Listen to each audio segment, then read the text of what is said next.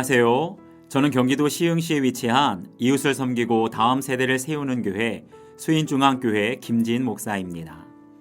여러분은 정말 예수님을 믿으십니까? 믿음이 있다는 것은 단순히 교회를 다닌다는 의미가 아닙니다. 어떤 분들은 설교도 은혜롭게 잘 하시고 능력도 있는 유명한 목사님 교회 다니면 본인의 믿음도 덩달아 좋아진다고 생각하는데 과연 정말 그럴까요? 제자들은 예수님이 병자들을 고쳐주시고 귀신을 쫓아내는 것을 보면서 자신들도 얼마든지 예수님처럼 병도 고치고 귀신도 쫓아낼 수 있다고 생각했습니다. 그런데 예수님이 부재 중이실 때 간질로 고생하는 아이의 아버지가 아들을 고쳐달라고 했는데 결국 제자들은 못 고쳤습니다. 예수님과 함께 있을 때에는 다 할 수 있을 거라고 생각했는데 막상 해보니까 안 되는 것이죠. 이것이 바로 제자들의 믿음의 현주소였습니다. 이때 주님께서 제자들에게 말씀하시기를 너희에게 겨자씨만한 믿음만 있어도 이 산을 명하여 여기서 저기로 옮겨지라 하면 옮겨질 것이다. 한마디로 제자들에게 겨자씨만한 믿음조차 없다는 것을 말씀하시는 겁니다. 여기에서 겨자씨만한 믿음은 겨자씨의 크기에 대해서 말하는 것이 아니라 겨자씨 안에 있는 생명력에 대해서 강조해 주시는 겁니다. 즉 중요한 것은 외형적인 크기가 아니라 그 안에 생명이 있느냐 없느냐, 살아있는 믿음이냐 죽은 믿음이냐가 중요하다는 것입니다. 야고보서 2장 26절을 보면 영혼 없는 몸이 죽은 것 같이 행함이 없는 믿음은 죽은 것이니라. 즉 행함이 없는 믿음은 죽은 믿음이고 행함이 있는 믿음이 살아있는 믿음이라는 것입니다. 그런데 야고보서 2장을 보면 행함의 핵심은 바로 사랑에 있습니다. 달리 말하면 사랑이 없는 믿음은 죽은 믿음과 같다는 것이죠. 사랑은 내 안에 미워하는 사람이 없어지는 것입니다.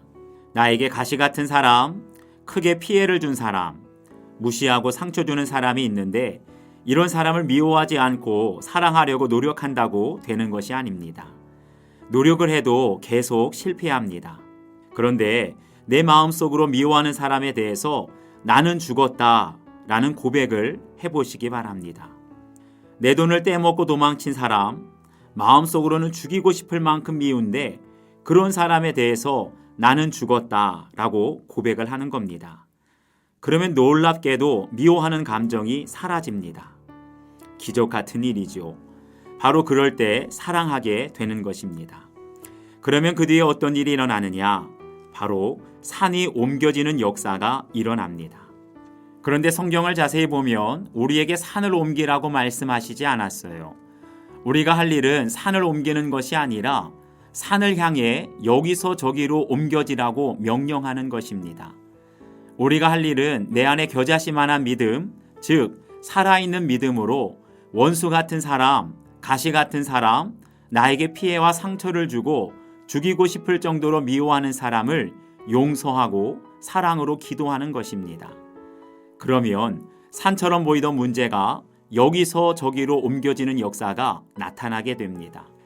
산을 옮기는 것은 우리가 아니라 오직 하나님만 하실 수 있습니다. 절대로 꿈쩍하지 않을 것 같은 사람의 마음이 움직이는 것이죠. 절대 교회에 나올 것 같지 않던 남편이 교회에 나오기 시작하고 절대 담배를 끊지 않을 것 같은 남편이 담배를 끊고 절대 부모의 말을 듣지 않고 속을 썩이던 자녀들이 부모의 말을 듣기 시작합니다. 이것이 바로 산이 여기에서 저기로 옮겨지는 역사인 줄 믿습니다. 여러분도 한번 생각해 보시기 바랍니다. 겨자씨만한 믿음을 갖기 위해 내가 사랑하고 용서해야 할 사람은 누구입니까? 나에게 또 우리 가정에 옮겨져야 할 산과 같은 문제는 무엇인지 생각해 보시기 바랍니다. 저는 경기도 시흥시에 위치한 수인중앙교회 김진 목사입니다.